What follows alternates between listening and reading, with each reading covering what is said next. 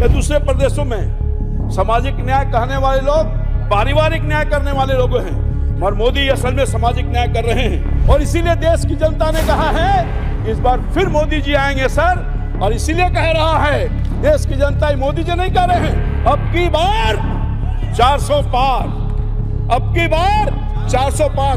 कलेजा में छेद हो रहा है लोग। मैं यही कहना चाहूंगा सर, अंत में यही कहना चाहूंगा, जो राम को लाया है हम उनको लाएंगे, और जिनको हम लाएंगे वो कृष्ण को भी लाने का काम करेंगे।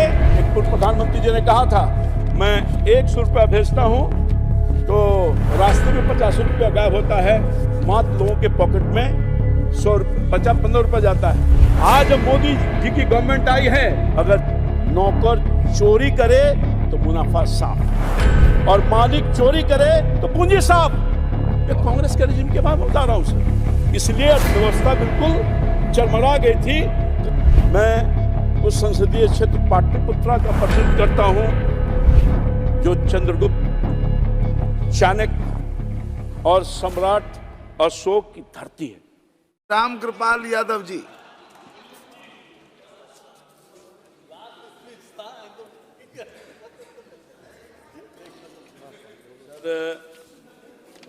मैं आपके प्रति आभार प्रकट करता हूं कि आपने मुझे वित्त विधेयक 2024 पर बोलने की अनुमति प्रदान की है। महोदय, बजट पर चर्चा की शुरुआत करने से पहले मैं देश के करोड़ों गरीब, शोषित, पीड़ित और वंचितों के तरफ से एक गरीब का बेटा, अत्यंत पिछड़ा का बेटा और देश का प्रधानमंत्री मोदी जी के प्रति आभार प्रकट करना चाहता हूं, जिन्होंने जननायक कर्पूरी ठाकुर जी को उनके जन्म शताब्दी के अवसर पर भारत रत्न देकर हम करोड़ों को सम्मानित करने का काम किया। सर, ये है कमिटमेंट, ये है प्रतिबद्धता। इसके पहले सर मेरा यह सौभाग्य प्राप्त रहा है, मैं कर्पूरी जी के साथ कई सालों तक उनके सानिध्य में काम करने का अवसर मिला है। मैं उनके विस्तार से नहीं कहना चाहता, सब लोग जानते हैं, आप सब लोग सर, कि कांग्रेस पार्टी की सरकार, यूपी की सरकार जिसकी चर्चा कर रहे थे अभी कुछ माननीय सदस्य, उन्हीं के दल के, न जाने कितने सालों से मांग किया जा रहा था कि कर्पूरी ठाकुर, जननायक कर्पूरी ठाकुर को भारत रत्न देने का काम करें। मन के कान पर जू नहीं रेंग रहा था सर। अगर किसी ने हिम्मत किया, इस देश के गरीब का बेटा, अति पिछड़ा समाज का बेटा, और जब अति पिछड़ा समाज का बेटा हिंदुस्तान का प्रधान सेवक बनता है, करोड़ों लोगों को भावनाओं को देखते हुए कर्पूरी ठाकुर जननायक को भारत रत्न देता है। सर, आपको मालूम है, अगर अति पिछड़ा का बेटा अगर बनता नहीं तो एक अति पछड़ा का बेटा को, कर्पूरी ठाकुर जी को सम्मान नहीं मिलता सर। यह है भारतीय जनता पार्टी और यह है एनडीए की सरकार, यह है मोदी की सरकार। अनेकों काम ऐसे किए हैं सर। मैं सर विस्तार में चर्चा करूंगा। मैं उस संसदीय क्षेत्र पाटलिपुत्रा का प्रतिनिधित्व करता हूं जो चंद्रगुप्त, चाणक्य और सम्राट अशोक की धरती है।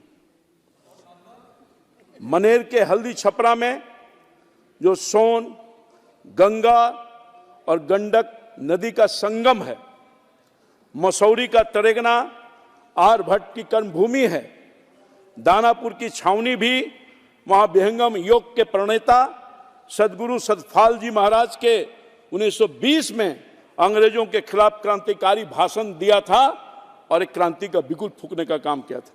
मैं उस जिला से आता हूं जो गुरु गोविंद सिंह की जन्मस्थली है, जहां तख्त हरमंदिर जी पटना साहिब और शक्ति मां पटन देवी की कृपा मिलते रहती है। महोदय, मैं बजट पर चर्चा करना चाहता हूं।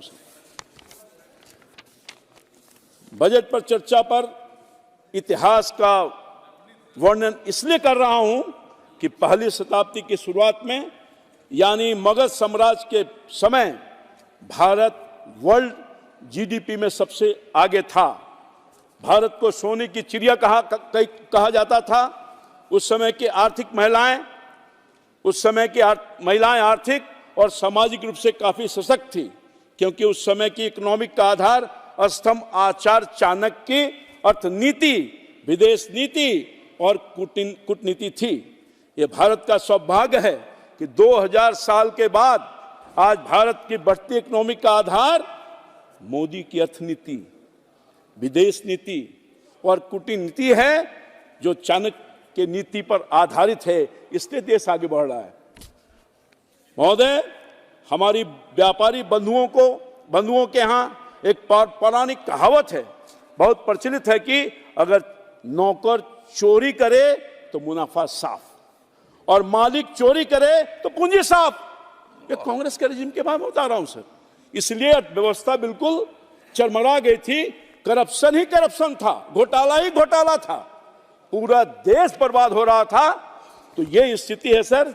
इस कहावत से स्पष्ट होता है कि 10 सालों में भारत विश्व की इकोनॉमी में 11 स्थान से 5वें स्थान पर आ गया है सर। ये है सर। इसलिए मोदी जी की तीसरी पारी जब हर तरह से भ्रष्टाचार पर लट बजाने का दायरा से तेजी से बढ़ाएगा, तब भारत विश्व के तीसरी बड़ी इकोनॉमी बन जाएगी। ये कमिटमेंट है सर। यही नहीं सर अध्यक्ष महोदय, डिजिटल इकोनॉमी से सरकारी योजनाओं में लीकेज बंद, भ्रष्टाचार होता था सर। एक पूर्व प्रधानमंत्री जी ने कहा था, मैं 100 रुपया भेजता हूं तो रास्ते में 50 रुपया गायब होता है, मात्र लोगों के पॉकेट में 15 रुपया जाता है। आज जब मोदी जी की गवर्नमेंट आई है और भ्रष्टाचार पर लठ बजा है, तो आज अब 1 रुपया भेजा जाता है यही डिजिटल टेक्नोलॉजी के माध्यम से, तो 1 रुपया उन गरीबों के पॉकेट में जाता है। जो विकास हो रहा है सर, आप एहसास करते होंगे। प्रधानमंत्री आवास योजना, ये मैं बता रहा हूं, प्रधानमंत्री आवास योजना, आयुष्मान, उज्ज्वला, पीएम किसान निधि, मुफ्त राशन, मुद्रा लोन, स्वनिधि योजना, बिजली, पानी, सिंचाई, रेलवे, हाईवे, वाटरवे, हाईवे, वित्तीय आयोग द्वारा पंचायतों को दी जाने वाली राशि सहित कई योजनाओं को तेज गति से धरातल पर उतारने के कारण 10 वर्षों में 25 करोड़ लोग गरीबी रेखा से बाहर निकलने का काम है। यह है मोदी की गारंटी सर। और इसीलिए देश की जनता ने कहा है कि इस बार फिर मोदी जी आएंगे सर। और इसीलिए कह रहा है देश की जनता, मोदी जी नहीं कह रहे हैं, अब की बार 400 पार, अब की बार 400 पार। कलेजा में छेद हो रहा है, लोगों को परेशानी हो रही है, घबरा रहे हैं लोग। यही नहीं मैं आपको कहना चाहता हूं सर अध्यक्ष महोदय, हम भगवान के वंशज हैं।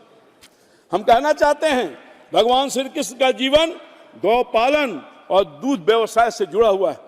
मैं अपने समाज के युवाओं से पूछना चाहता हूं कि अब अपने पूर्वजों का जीविका का आधार गौ पालन था और दूध व्यवसाय नहीं था क्या? यानी वो स्वरोजगार नहीं था? स्वरोजगार की बात अगर मोदी जी करते हैं तो बहुत पुराने जमाने से जुड़ा हुआ है सर। यही नहीं अध्यक्ष महोदय, महाभारत के रणभूमि में गीता का संदेश संपूर्ण मानव समाज जीवन को दिशा देता है। क्या स्वाध्याय में गीता का योगदान विश्व को नहीं है?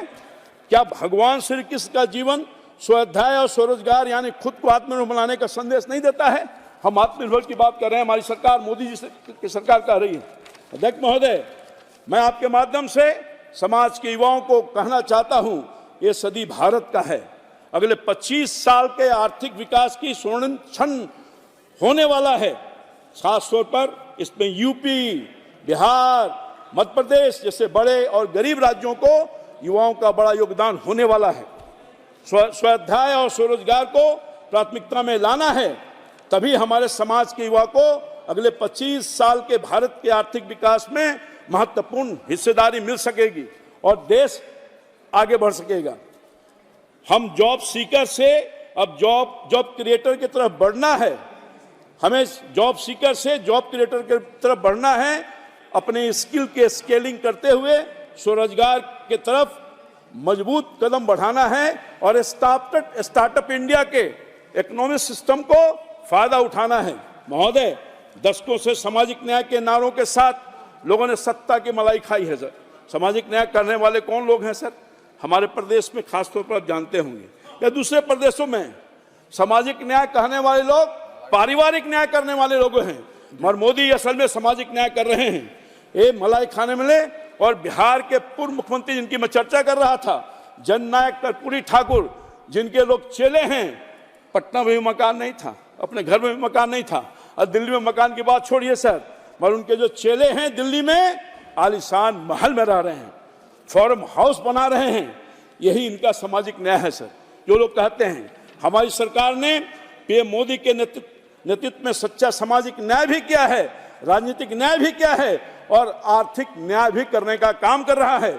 और अंत में मैं यही कहना चाहूंगा सर, अंत में यही कहना चाहूंगा, जो राम को लाया है हम उनको लाएंगे, जिनको हम लाएंगे वो कृष्ण को भी लाने का काम करेंगे। और मैं इन्हीं चंद शब्दों के साथ आपके प्रति आभार व्यक्त करते हुए अपनी बात समाप्त करता हूं। बहुत धन्यवाद सर। मिस्टर के नवसकानी जी, प्लीज।